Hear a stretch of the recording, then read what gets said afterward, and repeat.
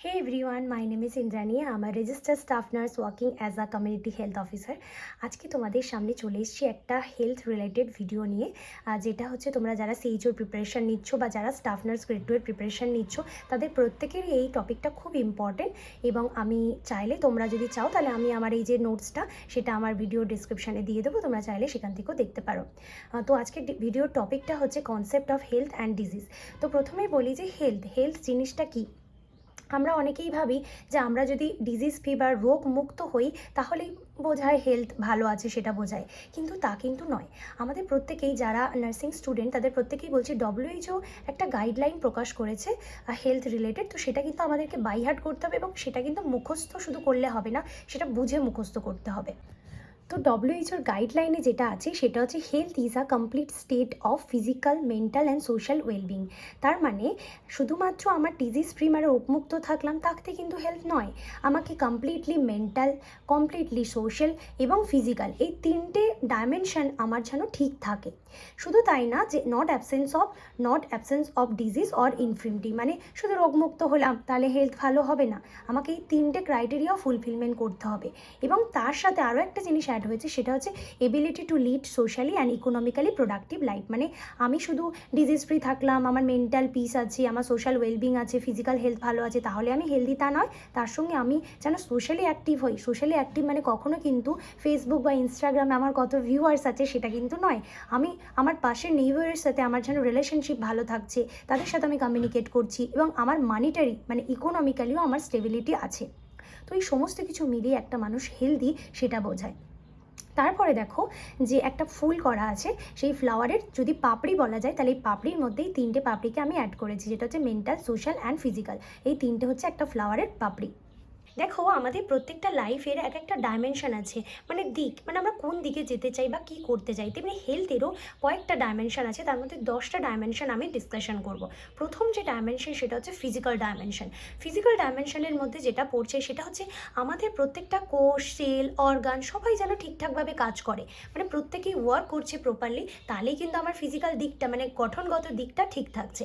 তারপর আসছে mental dimension, মানে কি আমাদের যে মস্তিষ্ক বা আমাদের মানসিক যে ব্যাপারটা, আমাদের সারাউন্ডিং পরিবেশের সাথে আমাদের মানসিক ভারসাম্যটা যেন ঠিক থাকে। তাহলে এটাও একটা দিক, মানে আমরা যদি বলি একটা মানুষ তাহলে তার আরেকটা হাত হচ্ছে আমাদের, মানুষের যেমন হাত আছে, পা আছে, তেমনি যদি হেলথটাকে আমরা মানুষের দেহ হিসাবে ধরি তাহলে তার একটা হাত হচ্ছে মেন্টাল ডাইমেনশন। তারপর আসছি সোশ্যাল ডাইমেনশন।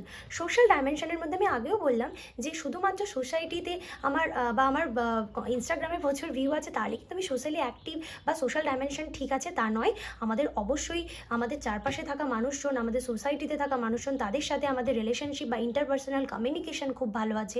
তা খুব ভালো মানে তাদের মতো করে চলতে হবে তা নয়, তাদের সাথে আমার কথাবার্তা হয়, তাদের সাথে আমার ভালো সম্পর্ক আছে। আমি তাদেরকে যদি সবসময় ভাবি ওরা আমার শত্রু আর ও আমাদের ক্ষতি করে দেবে, তাহলেও কিন্তু আমাদের সোশ্যাল ডাইমেনশন বা তারা আমার প্রতি হার্মফুল, তাহলে আমার সোশ্যাল দিকটা কিন্তু ঠিক না, মানে সোশ্যালি আমি মানে আনহেলদি। তারপরে চলে আসছি স্পিরিচুয়াল দিক। এই জায়গাটা একটু বোঝার বিষয় আছে। স্পিরিচুয়াল কথাটা আসা মাত্রই সবার মাথায় এটা আসে যে শুধুমাত্র হয়তো ভগবান রিলেটেড ব্যাপারটাই স্পিরিচুয়াল, তা কিন্তু না। আমাদের জীবনে প্রত্যেকটা মানুষের জীবনে একটা লক্ষ্য থাকে। এই যেমন আমরা পড়াশোনা করছি একটা জব পাওয়ার জন্য বা কাজ করবো, এটা আমাদের লাইফের একটা গোল বা এম বলা যেতে পারে। ঠিক তেমন প্রত্যেকটা মানুষের পারপাস অফ লিভিং বা পারপাস অফ লাইফ এটাও একটা স্পিরিচুয়াল দিক, মানে আমি কিভাবে লাইফটাকে নিয়ে ভাবছি, তো সেই জিনিসটা হচ্ছে স্পিরিচুয়াল ডাইমেনশন অফ হেলথ, এটাও আমাদেরকে ঠিক থাকতে হবে। তারপর চলে আসি ইকোনমিক্যাল মানে কি এটা পুরোপুরি আমাদের ভোকেশনাল, যেটাকে আমরা বলছি ভোকেশনাল ডাইমেনশন। এটা হচ্ছে ইকোনমিক্যাল ডাইমেনশনের মধ্যেই, মানে টাকা পয়সা আমার আছে, আমি একটা জব করছি, আমার একটা ইকোনমিক্যাল স্টেবিলিটি আছে, তাহলেও কিন্তু আমাদের হেলথটা ভালো থাকবে। টাকা যদি থাকে তাহলে দেখবেন শপিং করলেও মন ভালো থাকে, তার মানে আমাদের মানিটারি যে স্টেবিলিটি সেটা আছে, তো সেটাও হেলথের একটা ডাইমেনশন। তারপরে চলে আসি ইমোশনাল ডাইমেনশন। ইমোশনের মধ্যে অবশ্যই ফিলিংস, আমাদের ফিলিংস কেমন আছে, আমরা কখন অনেক সময় বলে না আমার যে মুড সুইং হচ্ছে, সেটাও কিন্তু হেলথের উপর এফেক্ট ফেলে, তো এটা একটা ডাইমেনশন। তারপর আসছে কালচারাল। এক একটা কালচার এক একটা জিনিস ফলো করে, যেমন এক একটা রিলিজিয়ান এক একটা ফুড হ্যাবিট ফলো করে, ঠিক তেমন এক একটা কালচারের সাথে যুক্ত মানুষেরও মানে থিঙ্কিং রিলেটেড টু হেলথ, তাদের ধ্যান ধারণাও আলাদা হয়, তো সেটাও একটা ডাইমেনশন। তারপর আসছি ইকোনমিক্যাল ডাইমেনশন, মানে যেটা টাকা পয়সা রিলেটেড, অলরেডি আগে বললাম। আরেকটা হচ্ছে তোমার এনভায়রনমেন্টাল ডাইমেনশন। এখানে যে জিনিসটা তোমাদের জানতে হবে, একটা মানুষ মানুষ যে এনভায়রনমেন্টে বসবাস করছে সেই এনভায়রনমেন্টটা যদি আনহেলদি, আনহাইজেনিক, ক্লিন না হয়, তাহলে কিন্তু তার মেন্টালিটি বা হেলথের ওপরও এফেক্ট ফেলে। যদি কেউ খুব নোংরা জায়গায় থাকছে, খুব আনহাইজেনিক জায়গা থাকছে, তাহলে কিন্তু কোনোভাবেই তার রোগ হওয়ার সম্ভাবনাটা অন্য যে ক্লিন প্লেসে থাকছে তার থেকে অনেক অনেক গুণে বেশি। তো এটাও একটা ডাইমেনশন। আর লাস্ট ডাইমেনশনটা হচ্ছে নিউট্রিশনাল ডাইমেনশন। তার মানে ফুড হ্যাবিট, আমি কেমন খাবার দাবার খাচ্ছি, আমার ঠিকঠাকভাবে খাবার আছে কি না। আরও একটা জিনিস দেখো, আমাদের যদি ইকোনমিক্যাল স্টেবিলিটি থাকে তাহলে কিন্তু আমরা টাকা দিয়ে খাবার কিনতে পারবো, ভালো খাবার। তাহলে এটাও এর সাথে কিন্তু কানেক্টেড। তাহলে এই 10টা দিক হচ্ছে তোমার ডাইমেনশন অফ হেলথ বা হেলথের এক একটা দিক। তো আশা করি তোমরা এই জিনিসটা বুঝতে পারছো। যেখানে যেখানে ডাউট মনে হবে কোয়েশ্চেন করো, অবশ্যই কমেন্টে জানিও, আমি ক্লিয়ার করে দেবো। এরপর আসি determinant of the health. Determinant of the health মানে হচ্ছে একটা শরীর মানুষ সুস্থ থাকা বা হেলথ ঠিক থাকার জন্য কোন কোন ফ্যাক্টর বা কোন কোন জিনিসগুলো ডিটারমিনেন্ট করছে যে আমি একজন ফিজিক্যালি ফিট মানুষ। তো প্রথমেই আসছে সেই ডিটারমিনেন্টের মধ্যে বায়োলজিক্যাল ডিটারমিনেন্ট। মানে সাপোজ কারোর জেনেটিকভাবে সেই ডায়াবেটিস হওয়ার কথা তার আছে, মানে তার বাবা মা বা তার জেঠু কাকিমা তারা হচ্ছে কি তাদের দেহের মধ্যে এই জিনটা আছে যে ডায়াবেটিস হবে। তো সেখানে কিন্তু কোনোভাবে হলেও আমাদের মানে বায়োলজিক্যাল যে ডিটারমিনেন্টটা নির্দিষ্ট করছে যে আমারও পরবর্তীকালে ডায়াবেটিস হতে পারে। তো এটা একটা ডিটারমিনেন্ট অফ হেলথ। দ্বিতীয়ত আসছি বিহেভিয়ারাল ডিটারমিনেন্ট। মানে আমাদের লাইফস্টাইল ঠিকঠাক নেই, আমাদের ফুড হ্যাবিট ঠিকঠাক নেই, পার্সোনাল হ্যাবিট ঠিকঠাক নেই, বা কালচার বা বিহেভিয়ারাল প্যাটার্ন ঠিক নেই, তখন কিন্তু আমাদের কিছুটা হলেও সেটা হেলথের উপর এফেক্ট করছে। তো এটা একটা ডিটারমিনেন্ট। মানে আমরা কেমনভাবে খাবার দাবার খাচ্ছি, কেমনভাবে লাইফস্টাইল লিড করছি, সমস্ত কিছু হেলথের সঙ্গে যুক্ত। এনভায়রনমেন্টাল ডিটারমিনেন্টের মধ্যে দুটো এনভায়রনমেন্ট আছে, একটা হচ্ছে ইন্টারনাল আর একটা হচ্ছে এক্সটার্নাল।